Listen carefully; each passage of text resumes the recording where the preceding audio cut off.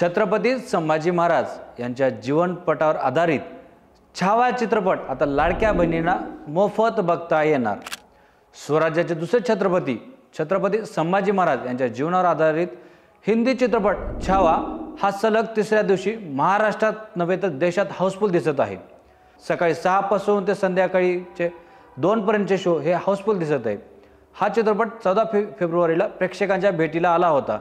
तसेच यातील मुख्य भूमिका साकारणारा अभिनेता म्हणजेच विकी कौशल्य तसेच येसुबाईची भूमिका साकारणारी अभिनेत्री रश्मिका मंदना यांनी अनेक दिवस मेहनत घेऊन त्यांची भूमिका पार पाडली आहे।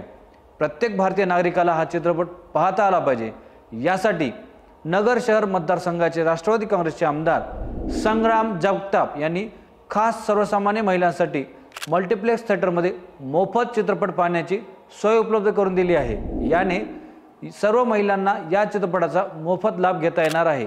हा चित्रपट महिला सोमवारपासून ते रविवारपर्यंत मोफत पाहू शकतात। तसेच छावा चित्रपट हा करमुक्त करावा अशी मागणीही आमदार संग्राम जगताप यांनी केली आहे। ही सुविधा तुम्हाला फक्त अहिल्यानगरमध्ये मिळणार आहे। छावा चित्रपट प्रदर्शित होऊन 3 दिवस झालेत, मात्र त्याची कमाई ही तब्बल 100 कोटींच्या वरचा टप्पा गाठताना दिसत आहे। या चित्रपटाला भरभरून प्रतिसाद पाहायला मिळत आहे। या चित्रपटाचे 3 दिवसाचे कलेक्शन आपण बघूया। पहिल्या दिवशी छावा चित्रपटाने 33.1 कोटीचा टप्पा पार केला, तर दुसऱ्या दिवशी 39.3 कोटींचा टप्पा पार केला। यासह तिसऱ्या दिवशी 48.6 कोटींचा कमाईचा टप्पा या चित्रपटाने पार केला आहे। मीडिया रिपोर्टनुसार छावा चित्रपट नेटफ्लिक्स व OTT प्लॅटफॉर्मवर पाहता येणार आहे। नेटफ्लिक्सने चित्रपटाचे स्ट्रीमिंग राईट्स सध्या खरेदी केले असल्याची माहिती प्राप्त झाली आहे। छावा 3 ते 4 महिन्यानंतर घरबसल्या OTTवर पाहता येणार आहे। मात्र अद्याप निर्मात्यांनी OTTवर रिलीजची डेट अद्याप जाहीर केली नाही। आपण हा व्हिडिओ कोणत्या जिल्ह्यातून पाहत आहे? आपल्या जिल्ह्यातील लाडक्या बहिणीसाठी तेथील स्थानिक नेते पुढाकार घेतील का? आपल्याला काय वाटते?